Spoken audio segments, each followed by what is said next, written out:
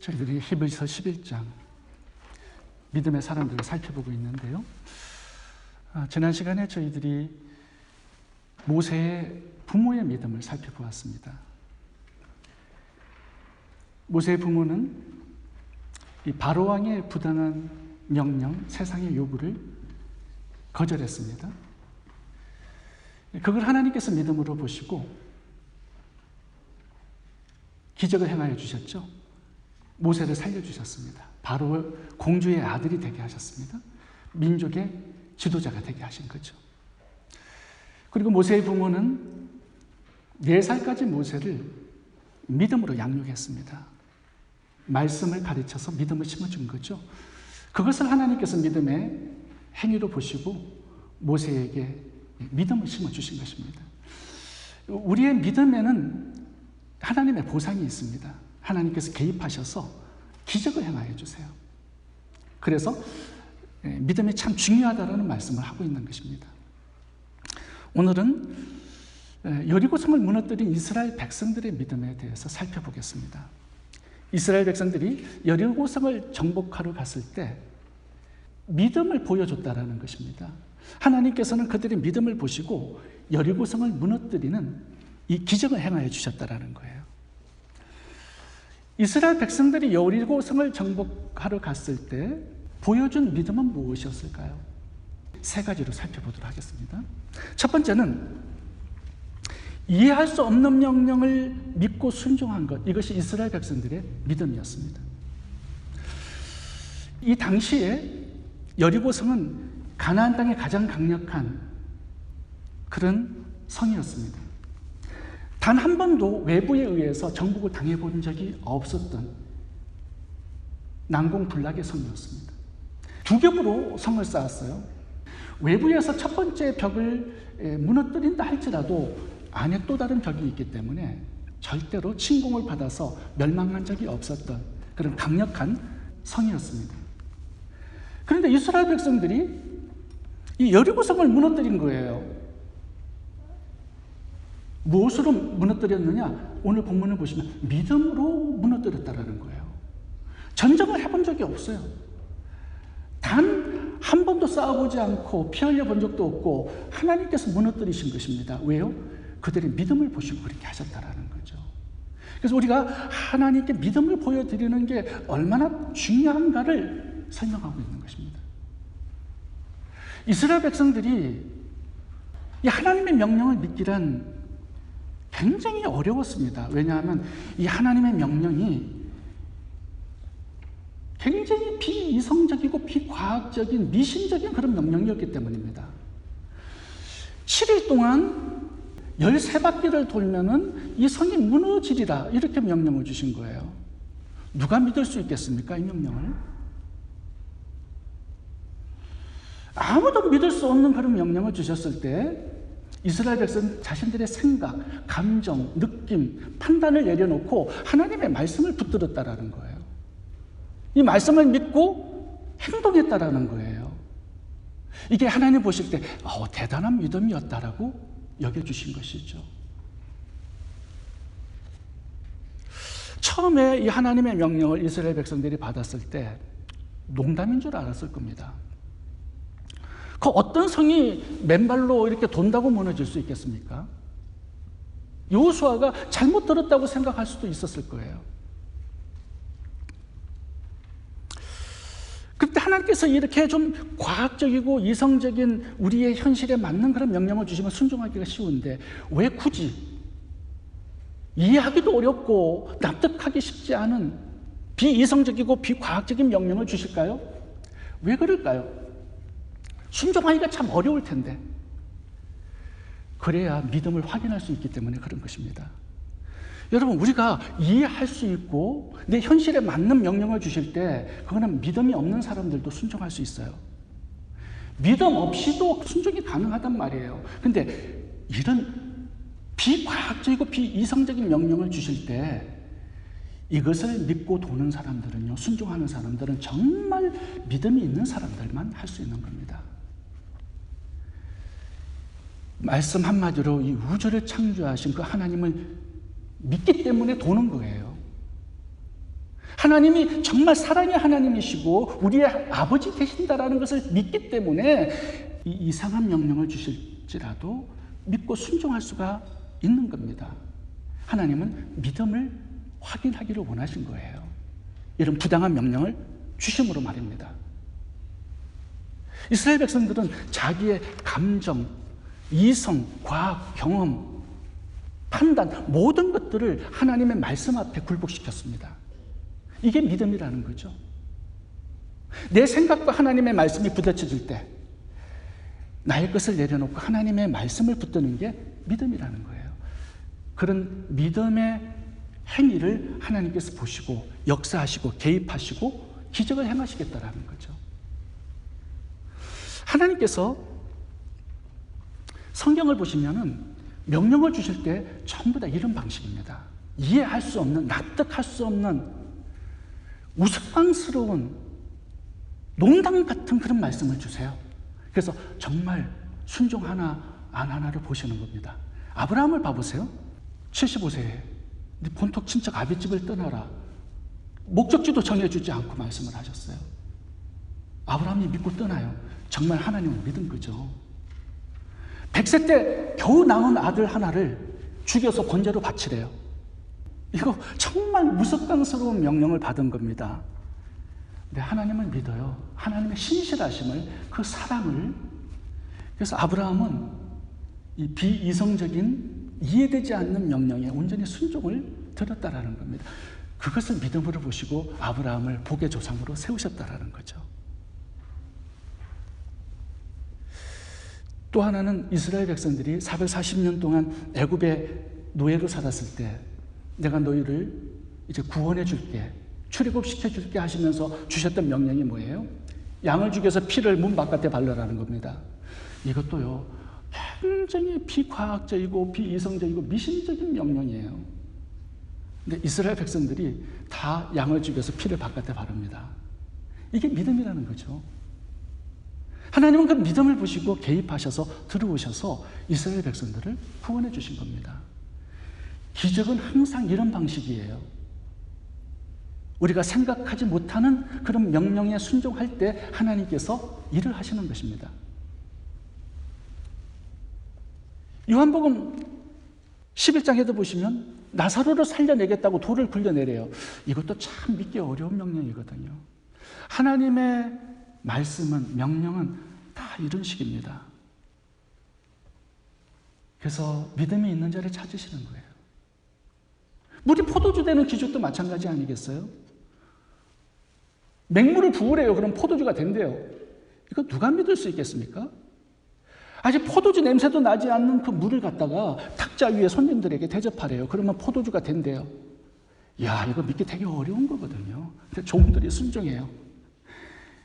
이렇게 하나님의 말씀에 순종을 드리는 자들이 있을 때 그걸 주님께서 믿음으로 보시고 기적을 행하시는 거예요. 제가 종종 열왕기상 17장에 사르밧 가부의 이야기를 하잖아요. 이 사르밧 가부의 믿음도 대단한 믿음입니다. 그런데 더 대단한 믿음이 있어요. 엘리야의 믿음도 대단한 믿음입니다. 하나님께서 3년 반의 가뭄이 찾아왔을 때 까마귀로 먹여주셨는데 까마귀를 이제 보내지 않으시고 너 사르밧 가부에 가가지고 먹고 살으라고 명령을 주셨어요. 하나님께서 이렇게 명령을 주셨을 때 처음에 이 사르밧 가부가 대단한 재상가인 줄 알았습니다. 근데 가보니까 달랑 떡 하나 남겨놓고 이제 이거 하나 먹고 죽으려고 했던 그런 상황이에요.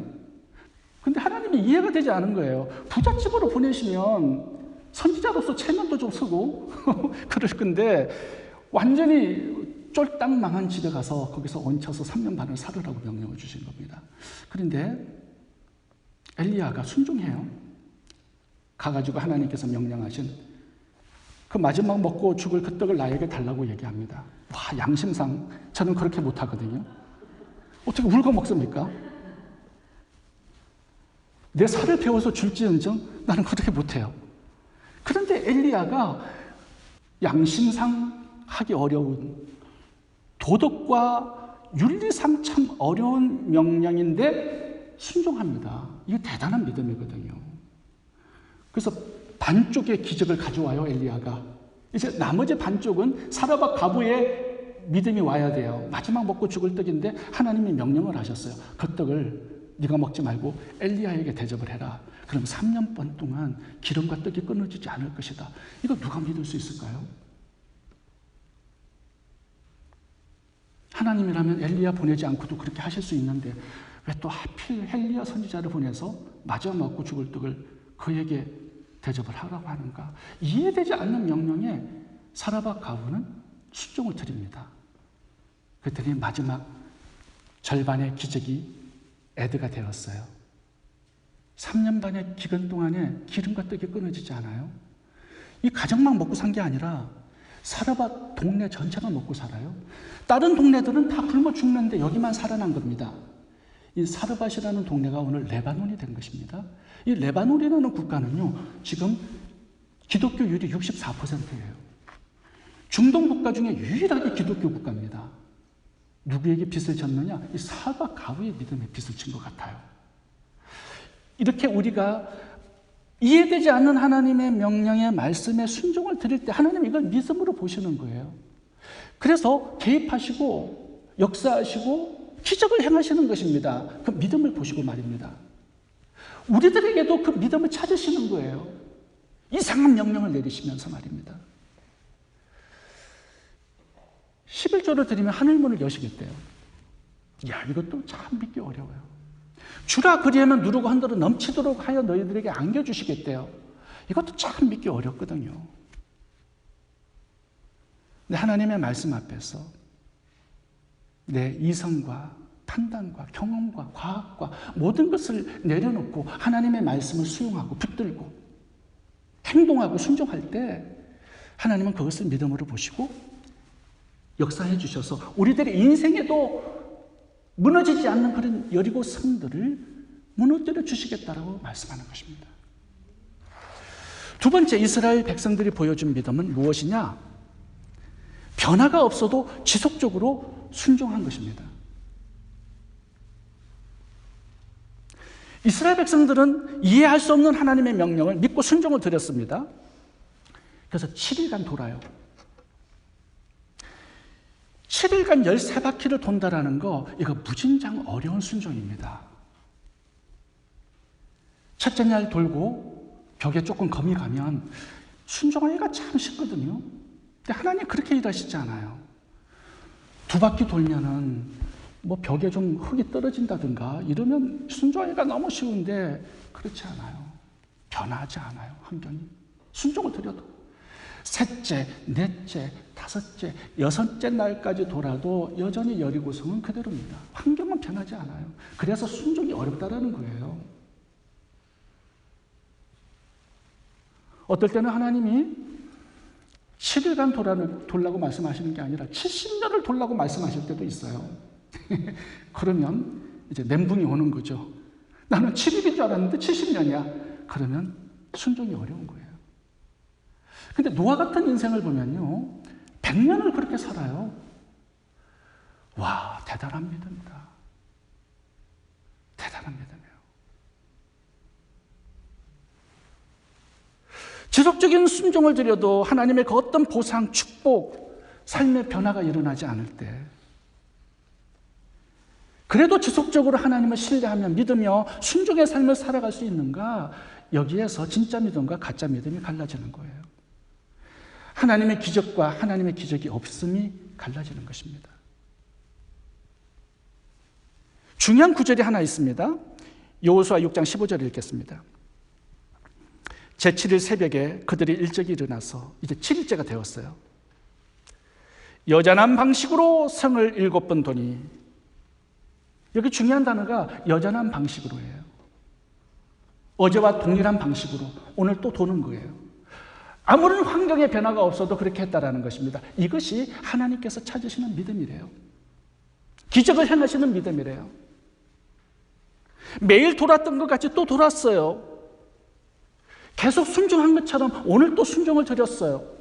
그랬더니 하나님의 때에 하나님의 기적이 일어난 것입니다.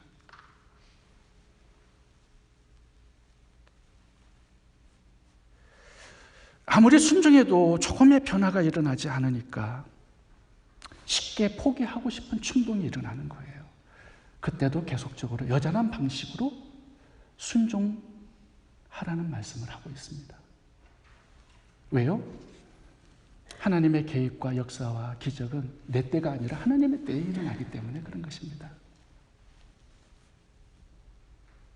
상황이 조금도 변화되지 않더라도, 아무리 순종해도 어떤 보상과 축복이 없어도 끝까지 하나님을 믿고 신뢰하고 말씀에 순종해 살아가는 그 삶, 그것이 믿음의 삶이라는 것입니다. 내 생각에는 오늘이야. 근데 아니다라는 거죠. 내 느낌에는 오늘 하나님이 역사하시고 기적이 일어나야 되는데 하나님은 10년 후라고 말씀하실 때, 그때도 하나님을 신뢰하면서 지속적인 순종의 삶을 살아가는 것이 바로 믿음이라고 말씀하는 것입니다. 우리가 주일 성수 열심히 해요. 여러분 복 받기 위해서 나오셨죠? 10년, 20년 열심히 주일 성수는 해요. 11조 드리면 하늘문 여신다고 해서, 황충 거마하신다고 해서 11조 열심히 드리고 있어요. 우리 교회처럼 아주 열심히 하시는 분들 많지 않아요. 근데 삶에 어떤 변화가 없습니까? 어떤 하나님의 축복과 보상이 주어졌나요? 믿고 순종을 드리는 후에 다음 달에 월급이 막 올라가면 얼마나 좋을까요? 사업의 매상이 막 올라가면 너무 좋죠.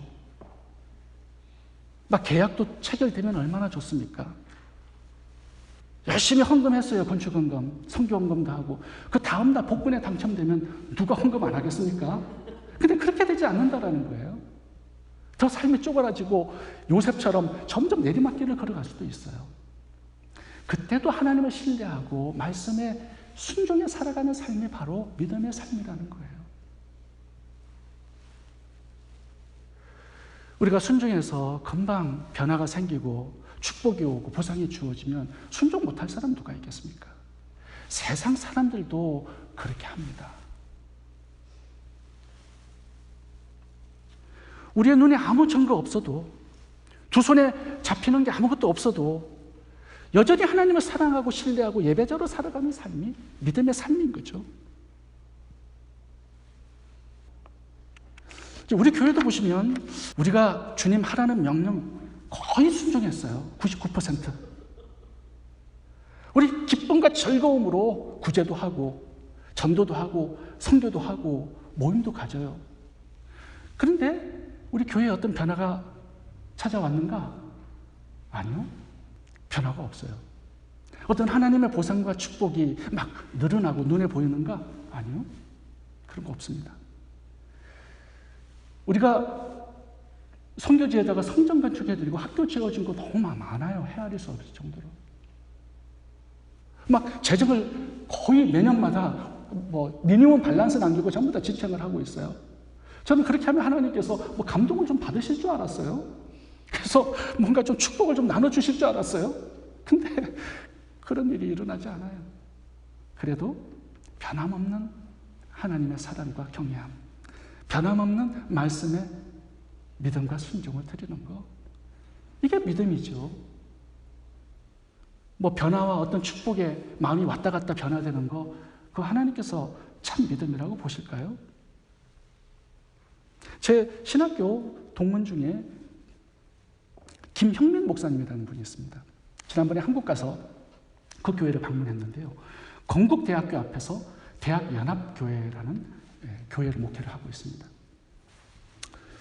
이분은 고등학교를 졸업하고 대학 시험을 쳤는데 떨어졌어요.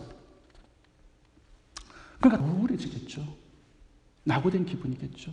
친구들은 다 대학 붙어서 대학 생활을 하는데 자기 친구에게 전도를 받아서 감리교회에 첫 신앙생활을 시작을 했습니다. 근데 교회 생활을 열심히 했습니다. 예배 생활, 구역 예배, 성경 공부도 참석하고 참 열심히 신앙생활을 했어요. 그러면서 어느 날 우리를 하나님께서 사람 낚는 어부로 불러주셨다라는 것을 마태복음 4장에서 말씀을 깨닫게 된 거예요. 그때부터 이제 전도에 순종을 드리기 시작했습니다. 아주 열심히. 목사님께 북을 하나 사달라고 했어요. 그래서 목사님께서 사주신 북을 가지고 북을 치면서 동네로 돌아다니면서 전도를 했습니다. 여자가 큰 북을 메고 돌아다니니까 꼬마애들이 신기해가지고 따라오는데 그렇게 해서 100명을 전도를 했대요. 꼬마애들을. 그래서 그 교회에 유년주일학교와 유치부가 부흥을 하게 되었습니다. 어느 날 지금은 커피숍이지만 옛날에는 다방이었어요. 다방에 가서 전도를 하는데 거기에 어떤 청년이 하나 앉아 있었던 거예요. 오형택이라는 사람인데 그 오형택이 이 여자분이 전도를 열심히 하는 것을 보니까 너무 아름답게 보여가지고 사귀자고 해가지고 사귐이 시작이 되었어요. 그래서 전도하다가 애인을 얻게 된 겁니다. 나중에 그 오형택 그분이 남편이 되어서 함께 신학을 하고 함께 목사가 되었어요. 전도를 하다가 하나님께서 주신 축복이었습니다. 근데 가장 큰 문제는 대학을 못 간 이 부분이 열등감이었어요. 그래서 늘 하나님께 대학을 보내달라고 기도를 많이 했습니다. 어느 날 집에서 기도를 하고 있는데 비가 막 쏟아졌어요. 자기가 인생이 너무 서글픈 거예요. 그래서 눈물이 자꾸 나왔대요. 그래서 눈물로 기도하고 있는데 바깥에서 누가 노크를 하는 거예요. 나가보니까 백인 할아버지 한 분이 운동을 하다가 소낙비가 쏟아지니까 도와달라고 해서 집 안으로 들어오게 되었어요. 그래서 이렇게 눈물을 흘리는 그 모습을 보고 백인 아저씨가 왜 그러냐고 물어보니까 유창한 영어로 세 마디를 한 거예요. 스쿨. 지금 대학을 못 가가지고 지금 내가 이렇게 울면서 기도하고 있다. 그 백인 할아버지가 그러냐고 내일 내 사무실에 찾아오라고 그러면서 주소를 가르쳐 주었어요. 그래서 다음 날 이 주소를 가지고 그 할아버지를 찾아갔는데 그 할아버지가 하얀 봉투를 주더래요. 열어보니까 대학교 장학금을 준 거예요. 4년간 대학을 다닐 수 있는 장학금을 정말 놀라운 기적이 일어났잖아요. 나중에 알고 보니까 이 백인 할아버지가 미주리에 있는 사우스 웨스트 베프티스트 유니버시티의 총장님이셨어요. 그분이 이 김형민 목사님을 학생으로 초대를 해준 거예요. 비자도 내주고 기숙사도 내주고 장학금도 주고 해서 그 학교에서 대학교 공부를 할 수 있도록. 그래서 그 사우스 웨스트 베프티스트 유니버시티에서 기독교 교육하고 전공하게 된 겁니다. 누구하고? 남편하고 같이 갔어요. 결혼해가지고. 거기를 졸업하고요. 골든게이트 침례신학원에서 석사학위를 마치고 한국으로 돌아간 거예요. 한국으로 돌아가서도요. 건국대 앞에서 전도를 너무나 열심히 해가지고 학생들을 600명을 전도해가지고 목회를 하고 계시더라고요. 이제 같이 식사하면서 그동안의 이야기를 들어보니까 와, 전도의 열정 하나는 아주 대단하더구만요. 그렇게 해서 각 한국의 대학교마다 교회를 세웠는데 17교회의 지교회를 세웠습니다. 대단한 기적 같은 그런 이야기예요. 근데 그 목사님이 이제 자기 간증을 하면서 제가 딱 하나 귀에 들어왔습니다. 마태복음 4장 사람 낚는 업으로 자신을 불러주셨다라는 말씀을 믿고 일평생 순종을 드렸는데 자신은 그 말씀 하나 때문에 이런 복을 받았다라는 그게 하나 기억에 남아요. 여러분 말씀은요 끝까지 지속적으로 어떤 변화가 없어도 축복이 없어도 순종해 보세요. 그러면 하나님의 때에 하나님은 그것을 믿음으로 보시고 찾아오세요. 그래서 우리들에게도 무너지지 않는 그런 여리고성을 하나님께서 무너뜨려 주시는 복된 미래를 선물해 주시는 그런 기적을 행하여 주실 것입니다. 마지막 하나 더 이스라엘 백성들이 보여준 믿음은 원망불평하지 않고 침묵으로 순종한 게 이스라엘 백성들의 또 하나의 믿음입니다. 보통요 이해되지 않아도 순종하고 어떤 변화와 축복이 없어도 지속적으로 순종을 하게 되면 내 때에 하나님께서 개입하셔서 어떤 축복을 주시고 어떤 보상을 주지 않으면 원망불평이 나오게 되어 있습니다. 이스라엘 백성들이 7일째 돌아도 12바퀴를 돌아도 아무런 어떤 변화가 없었을 때 막 입이 되게 간지러웠을 거예요. 원망불평이 목까지 차올랐을 겁니다. 이렇게 돌다가 여리고성이 무너질까? 이거 미친 짓 아니야? 여호수아가 자기 생각을 우리들에게 명령했을 거야. 이 말도 되지 않는 명령을 우리가 끝까지 순종할 필요가 있을까? 이런 원망 불평들이 막 튀어나왔을 겁니다. 아니, 여리고성을 무너뜨리려면 창과 무기를 가지고 공격을 해야지 이렇게 돌고만 있으면 될까? 이렇게 부정적인 말들을 쏟아내는 사람들이 있었을 거예요. 그래서 하나님께서는 오늘 본문에 보시면 3번씩 침묵하라는 명령을 주신 겁니다. 읽어보겠습니다. 여호수아 6장 10절입니다. 여호수아가 백성에게 명하여 가로되 너희는 외치지 말며 너희는 음성을 들내지 말며 너희 입에서 아무 말도 내지 말라. 3번씩 명령을 주시는 이유가 뭐예요? 이스라엘 백성들은 어떤 DNA가 있었냐 하면요, 원망 불평의 DNA가 몸속에 가득 차 있었던 사람들입니다. 막 끄떡하면은 원망 불평이 막 터져 나오는 그런 민족이에요. 지금 막 7일째 참고 있는 것도 지금 엄청난 기적 같은 일이에요. 이 사람들에게는. 그런데 정말로 잘 참았습니다. 근데 1세대들은 잘 참지를 못했어요. 1세대들은 홍해를 만나면 원망 불평부터 시작합니다. 하나님의 기적 어제 보았는데 오늘 문제가 생기면 원망 불평이 먼저 나와요. 뭐 음식이 부족하고 생활이 불편하면 계속 원망 불평을 합니다. 물이 없으면 또 원망 불평하고. 무새가 마음에 안 든다고 돌로 치려고 하고. 1세대들은 양식이 없어서 죽은 게 아니에요. 물이 없어서 목말라 죽은 게 아닙니다. 원망 불평 때문에 죽은 거예요. 출애굽한 지 2년 되어서 하나님께서 가데스 바네아에서 가나안 땅을 주겠다고 정탐하라고 말씀을 주셨습니다. 근데 정탐하고 난 다음에 원망 불평이 또 쏟아져 나와요. 우리가 이 광야에서 죽었으면 좋겠다. 우리는 메뚜기 같다. 저들은 거인들이고 우리 전쟁하다가는 다 죽는다. 장관을 세워서 다시 애굽으로 돌아가자. 그러면서 모세를 돌로 쳐 죽이려고 합니다. 하나님께서 개입하지 않으셨다면 모세는 죽었을 거예요. 그 정도로 쿠데타가 심하게 일어났던 상황이었습니다. 고라 자손이 250명의 족장들을 대동하고 모세를 돌로 쳐 죽이려고 했던 그 순간에 하나님은 개입하셨어요. 그래서 모세에게 이 백성들을 다 죽여버리고 너희에게 새로운 민족을 주겠다. 이렇게 딜을 하실 정도로 백성들이 참 악했습니다. 40년 광야 생활을 하게 하신 이유는 그 1세대에 원망 불평했던 사람들을 다 죽이려고 기다리신 거예요. 즉 2세대들이 나타났습니다. 1세대들이 왜 멸망했는지를 알아요, 이 사람들은. 그래서 원망 불평하지 않은 거예요.